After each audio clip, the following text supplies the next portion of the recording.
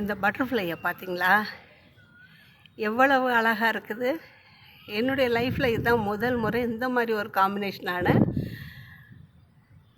பாப்பாத்தியை பார்க்குறது. உடம்பில் ஆரஞ்சும் கருப்பும், தலையிலையும் ஆரஞ்சும் கருப்பும் தான், ரெக்கையில் கருப்பும் வெள்ளையும். என்னப்பா இது அற்புதமான படைப்பு! கால் ஆரஞ்சும் கருப்பும் கலந்து இருக்குது. அது பாட்டுக்கு செவத்தில் உட்காந்துக்கிட்டு இருக்கு. ஒருவேளை கடவுள் நம்மளை இதை பார்த்து, நான் மகா பெரிய ஞானி, என்னுடைய ஞானத்துக்கு ஈடு என யாரும் இல்லைன்னு ஒவ்வொரு படைப்புலையும் நம்மளுக்கு உணர்த்துறாரு. எவ்வளோ அழகாக இருக்குது பார்த்தீங்களா? இதை நான் ஒவ்வொரு பூச்சி பறவைகளை ரொம்ப ரசித்து பார்ப்பேன்.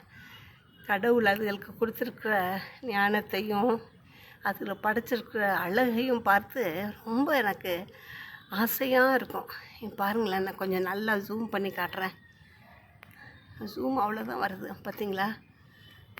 இருங்க, பார்த்தீங்களா எவ்வளோ அழகாக இருக்குது? Oh my God! பறக்குது, காற்றுல ரெக்கை ரெண்டும் பறக்குது, அமைதியாக உட்காந்துட்ருக்கு. என் 3 கால், இந்த பக்கம் 3 கால், இந்த பக்கம் 3 கால்.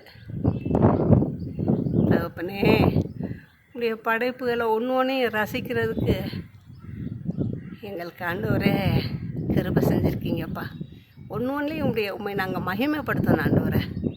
ஒவ்வொரு படைப்பையும் நாங்கள் மகிமைப்படுத்தணும்ப்பா. நன்றி அப்பா.